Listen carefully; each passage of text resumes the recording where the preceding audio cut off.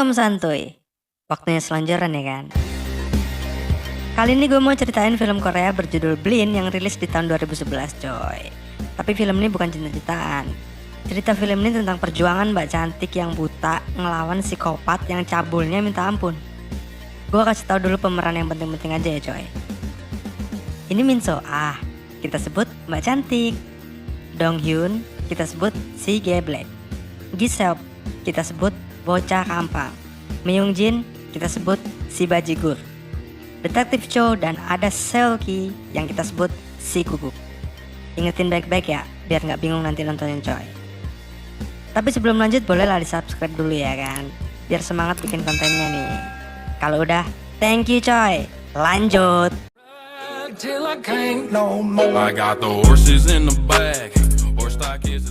Si Geblek lagi asik latihan dance coy.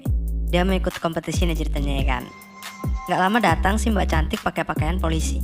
Sumpah cantiknya parah. Diomelin dah tuh si Geblek mau dibawa pulang. Ternyata si Geblek nih adiknya mbak cantik coy. Tapi bukan kandung. Adik kakak di panti asuhan lah dulunya. Nah, mbak cantik nih ngomel karena si Geblek udah janji gak bakalan ngedance lagi tapi masih ngeyel. Pas dimasukin ke mobil, malah coba-coba kabur. Ya diselengkat lah sama mbak cantik. Biar cewek tapi polisi bos, jangan macam-macam. Biar gak kabur lagi akhirnya si Geblek diborgol. Mampus gak lo? Pas di jalanan si Geblek bertingkah lagi. Dia maksa minta kunci borgol sampai mbak cantik nyetirnya jadi pontang panting kiri kanan. Tuh lagi di jalan woi, gak mikir sih. Akhirnya nabrak pembatas jalan gara-gara ngindarin mobil. Aduh, mobil gawal-gawal di jembatan lagi tuh. Mbak cantiknya sih terlempar keluar. Tapi si Geblek tuh masih dalam mobil, gak bisa keluar gara-gara keborgol. Kasian juga kan kalau sudah kayak gitu. Mbak cantik mau nolongin tapi udah gak kuat sampai pingsan cuy. Pas si Geblek mau ambil kunci borgol, mobilnya kegoyang, akhirnya jatuh. Udah jatuh disikat lagi sama truk. Fix. Si Geblek mau cut coy. Kalau udah begini siapa yang salah jadinya ya kan. Tiba-tiba udah 3 tahun aja nih coy. Mbak cantik yang lagi tidur dibangunin sama si Guguk. Coba aja gue tuh yang bangunin. Surga dunia terasa nyata. Tapi ada yang bikin nyesek cuy. Ternyata mbak cantik sekarang jadi buta dong gara-gara kecelakaan waktu itu. Aduh sayang banget deh. Tapi untung aja cantiknya tetap ya kan. Nah, abis itu mbak cantik nih pergi ke kantor polisi ditemenin si Guguk yang jadi pengganti matanya si mbak. Pas di kantor polisi, mbak cantik nih pengen minta gabung lagi di kepolisian.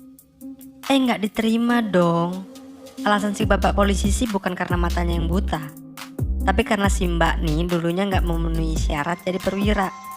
Pergi tanpa izin, pakai borgol seenaknya sampai bikin adiknya mokat. Alasan si bapak sih itu. Tapi kita nggak tahu benarnya ya kan. Bisa aja si bapak gak enakan orangnya. Tapi ya udahlah ya. Akhirnya pulang nih si mbak cantik dengan perasaan sedih-sedih gimana gitu.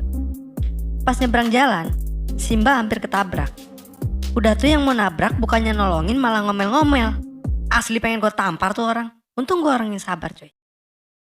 Di scene selanjutnya si bajigur muncul dikit coy. Lagi asik nyiksa cewek tuh dia. Nama ceweknya tuh Jung Eun Yong. Karena gak diliatin, gue gak tahu udah diapain tuh cewek. Dasar luknut kelas cupang. Kembali ke mbak cantik nih coy. Si mbak ini lagi berkunjung ke panti asuhan tanpa ditemani si Guguk. Jangan tanya kok bisa sampai. Yang jelas sebelum buta si mbak udah hafal jalannya. Terus dia kesana naik taksi. Udah jangan tanya lagi. Nah, alasan si mbak ke panti asuhan tuh karena disuruh sama ibu panti. Sekalian nostalgia lah. Kalau dulu si mbak sama si Geblek pernah tinggal di situ. Dari situ akhirnya baru kita tahu asal-usul si mbak sama si Geblek tadi ya kan. Lanjut ceritanya nih. Ibu panti nyuruh si mbak kesana soalnya mau ngasih undangan buat acara mengenang si Geblek. Tapi si mbak gak mau. Soalnya dia ngerasa bersalah udah bikin si Geblek mokat. Si ibu padahal udah bilang kalau tuh bukan kesalahan si mbak. Tapi namanya orang udah merasa bersalah banget, pasti gak enak lah ya kan. Tetep aja si mbak nolak terus pamit pulang dah. Gara-gara si ibu nih jadinya si mbak sedih lagi kan. Duhai. Pulang dari situ malam nih coy. Hujan deras. Si mbak mau pesen taksi tapi gak dapet. Tiba-tiba datang taksi ilegal nawarin si mbak buat nganterin pulang. Si mbak kan gak bisa ngeliat nih ya kan. Dikira taksi beneran. Ya Simba mau aja. Pas udah di dalam, ternyata yang nyetir si bajigur coy. Waduh, Simba nggak bisa ngeliat lagi. Tapi Simba udah mulai ngerasa aneh nih. Taksi kok kulit tempat duduknya mewah banget ya kan? Bukan karena Simba pernah kerja di toko kain, tapi karena Simba sering naik taksi jadinya dia tahu. Nah, di pertengahan jalan nih, si bajigur tahu kalau Simba ternyata buta. Mulai dah tuh si bajigur modusin Simba. Dia ngasih tisu sama minuman ke Mbak Cantik. Abis itu maksa mau ngebukain minumannya lagi coy. Simba nggak mau dong. Emang cewek apaan ya kan? Gara-gara rebutan buka minuman kayak anak kecil nih, si bajigur gak ngeliat jalan. Terus gubrak, nabrak gak tuh. Si bajigur masukin hasil tabrakannya ke bagasi. Waktu Simba tanya nabrak siapa, si bajigur jawab nabrak anjing. Lah, anjing mana yang bisa bilang Simba emang buta tapi gak tuli cuy. Gak percaya lah Simba nih ya kan. Dia mau nelpon polisi tapi dicegah sama si bajigur. Si bajigur takut terus maksa Simba masuk ke mobil. Untung Simba bekas polisi jadinya bisa lah ngelawan sedikit-sedikit. Pas ada mobil mau lewat, panik dah tuh si bajigur sampai ngejatuhin Simba. Terus dia kabur dong, kepet banget dah. Habis kejadian itu, Simba ke kantor polisi ditemenin ibu panti buat ngelapor kan ceritanya. Tapi pak polisi gak percaya soalnya dia buta. Wah, contoh buruk cuma ngeliat fisik nih. Akhirnya kesel dong Simba. Mending pergi aja ya kan daripada emosi gak jadi nasi. Scene selanjutnya di tempat si bajigur nih cuy. Dia lagi ngeksekusi hasil tabrakannya tadi. Sambil telanjang pula. Wah, nambah gelarnya jadi Luknut Mesum kelas cupang dah. Lanjut, waktu Mbak Cantik lagi di rumah, datang polisi ke rumahnya. Akhirnya polisi mau ngelanjutin kasus yang dilaporin Simba. Dibawa dah tuh Simba ke kantor polisi. Nah, di situ Simba ketemu sama detektif Cho. Awalnya ngeselin juga sih nih pak detektif. Lagi-lagi ngeremehin Simba gara-gara buta. Tapi Simba yang gak mau terus-terusan diremehin nunjukin skillnya coy. Ngandelin pendengaran dan penciuman, Simba bisa tahu umur, tinggi badan, dan kurusnya pak detektif. Sampai makanan yang habis dimakan pak detektif pun dia tahu. Kaget gak tuh pak detektif? Baru tahu kau kan skillnya Simba. Gak perlu ulti coy.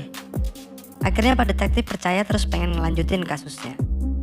Simba ngasih tahu ciri-ciri si bajigur. Dari kulit mobilnya mewah, bawa mobil seperti sterilisasi yang biasa dipakai di rumah sakit.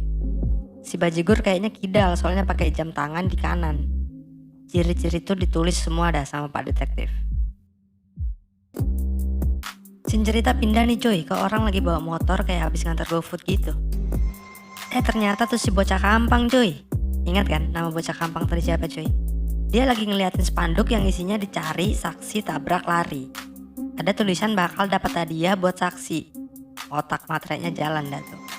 Namanya duit ya kan, siapa yang gak mau. Di sisi lain, Simba sama detektif Cho lagi nyari si bajigur di pangkalan taksi. Udah jalan sana sini kayak setrikaan tapi gak ketemu juga cuy. Ya iyalah, orang si bajigur supir taksi KW mana ada di situ. Si bajigur lagi sibuk ahem-ahem di rumahnya woy. Pas Simba sama pak detektif balik ke kantor, udah ada si bocah kampang di situ. Dia mau nyari duit pakai cara jadi saksi tadi cuy. Tapi omongannya beda sama Mbak Cantik. Mbak Cantik bilang taksi, si kampang bilang bukan taksi. Bingung lah pak detektif. Karena pak detektif ragu sama si kampang, akhirnya diusir lah dia. Apalagi si kampang tahu kalau pak detektif lebih milih si Mbak yang buta. Tambah makin kesel ya kan. Gak jadi untung dah. Lanjut ke cerita si bajigur lagi cari mangsa lagi nih coy. Dapat dong dia si Neng yang lagi mabuk. Lumayan lah ya kan. Nah di dalam mobil, si Neng mabuk nih cuma kelihatan setengah badan lagi gerak naik turun. Wah, ngapain tuh cuy? Tapi pas diangkat, ternyata si Neng udah gak sadarkan diri dari tadi cuy. Emang udah kelainan jiwa si bajigur nih. Besok malamnya, si kampang pulang dari ngantar GoFood nih cuy. Mampir sebentar buat menyalurkan bakat seni coret-coret di spanduk ya kan. Tapi dia gak tahu kalau si bajigur lagi perhatiin dia cuy. Tadinya gue kira si bajigur kesel karena gak diajak coret-coret.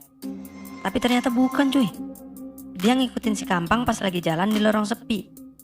Si kampang sadar nih lagi diikutin. Dia langsung lari tebirit dikiranya begal ya kan. Pas dia berhasil sembunyi, Malah HP-nya bunyi kayak sinetron-sinetron di stasiun TV kesayangan Anda. Ya ketahuan lah. Tanpa basa-basi si Kampang langsung disikat pakai batu bata sama si Bajigur. Langsung pingsan si Kampang tuh kan.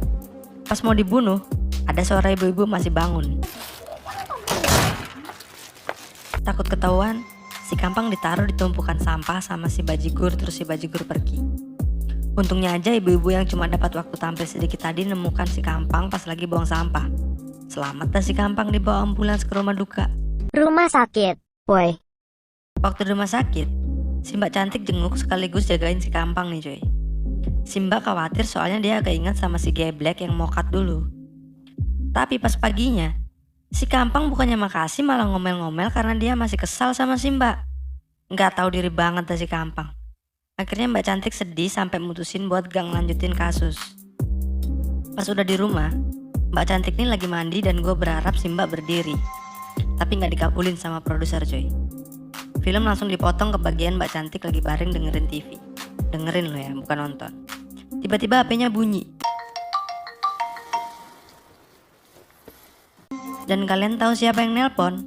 Si Bajigur. Dia ngancam mau bunuh si Mbak sama si Kampang. Dengar si Bajigur ngomong gitu, si Mbak khawatir sama si Kampang terus langsung berangkat ke rumah sakit sama si Guguk.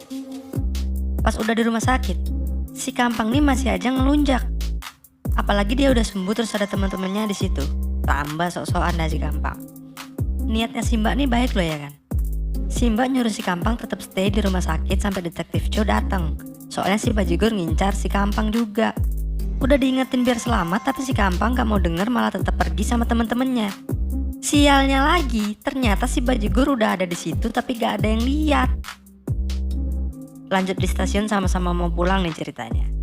Si Kampang ngeliat Mbak Cantik masuk ke kereta diikutin si Bajigur. Dari situ si Kampang ingat kalau si Bajigur tuh pelaku tabrak lari. Si Kampang ngejar kereta sambil lari maraton. Karena dia sadar kalau larinya gak bisa ngimbangin kereta, akhirnya dia nelpon Mbak Cantik. Si Kampang minta video call buat lihat keadaan di kereta terus nyuruh si Mbak pakai headset biar gak kedengeran si Bajigur.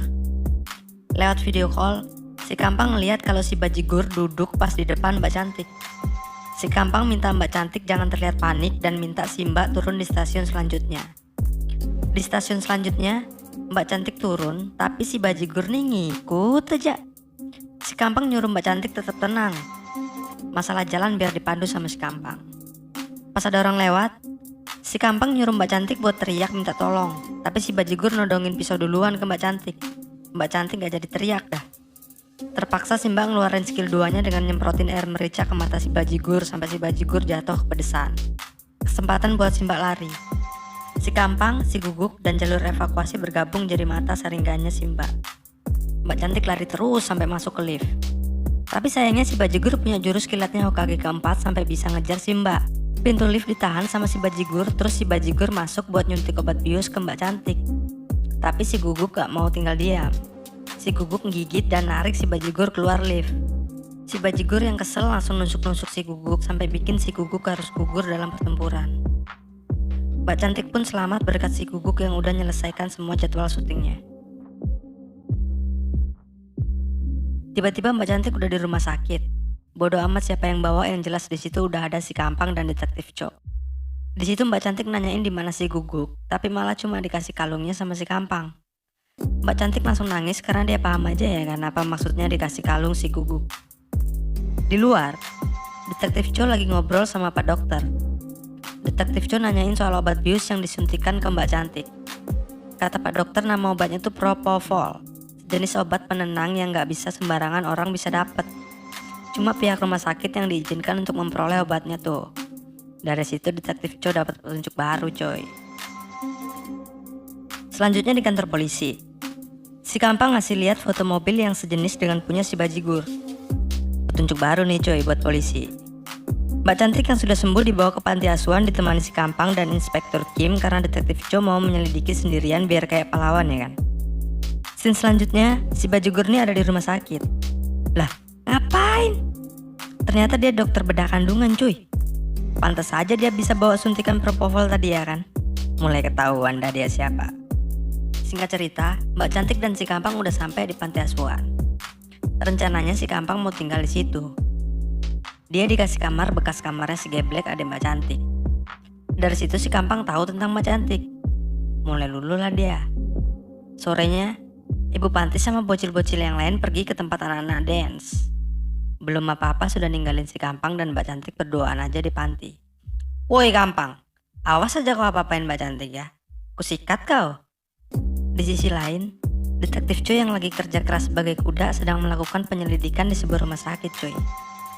Di situ dia nemuin mobil yang jenisnya sama kayak yang ditunjukin si Kampang waktu di kantor polisi. Pas lagi asik nyelidiki nggak disangka datang si Bajigur. Dengan gaya sok santai dia masuk mobil sebelahnya.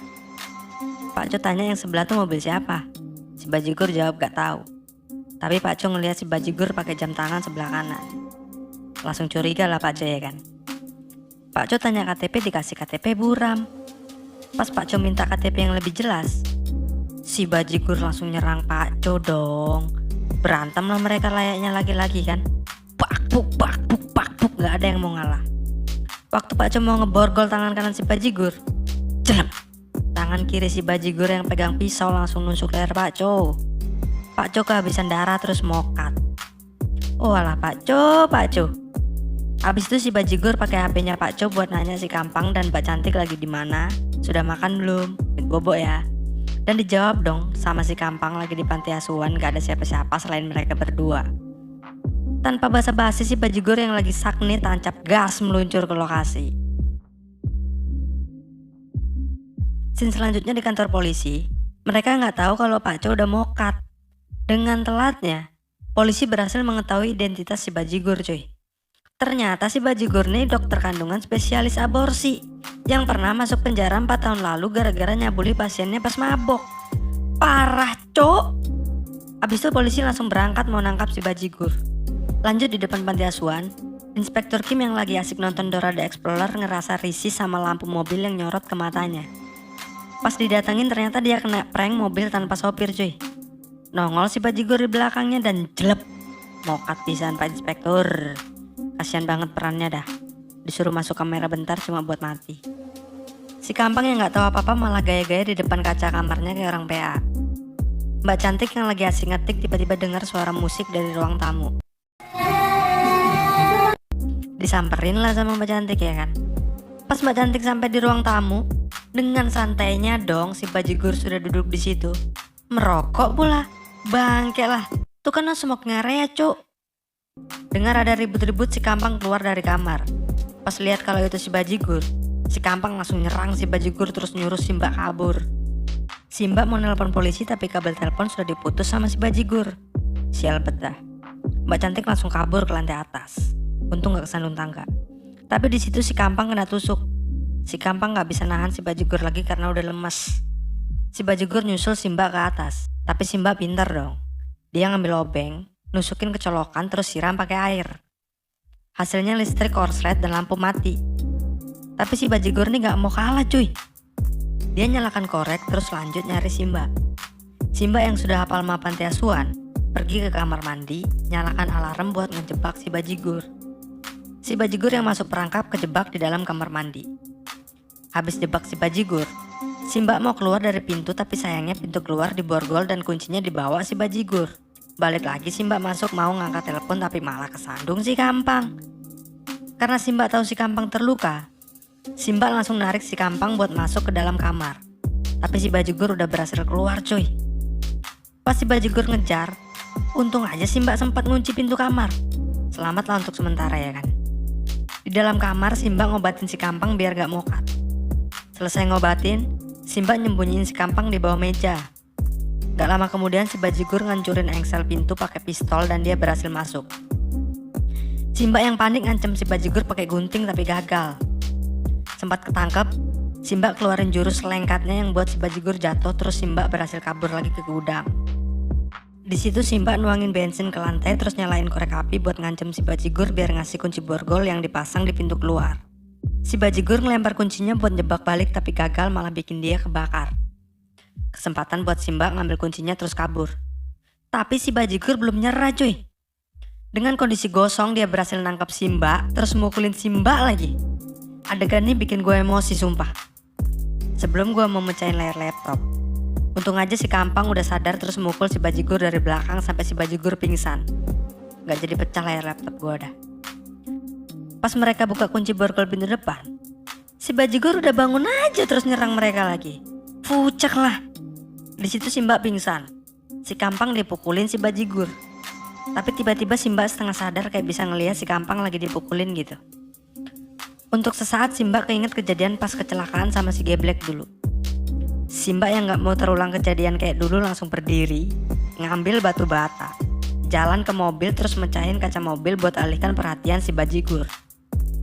Si Bajigur yang kepancing gak mau basa-basi langsung datangi si Mbak sambil bawa pisau kecil mau nusuk si Mbak. Tapi dengan mata batin, si Mbak berhasil tepat waktu mukul si Bajigur sampai pingsan. Pingsan beneran gak bangun-bangun lagi dah si Bajigur. Kapok kau kan?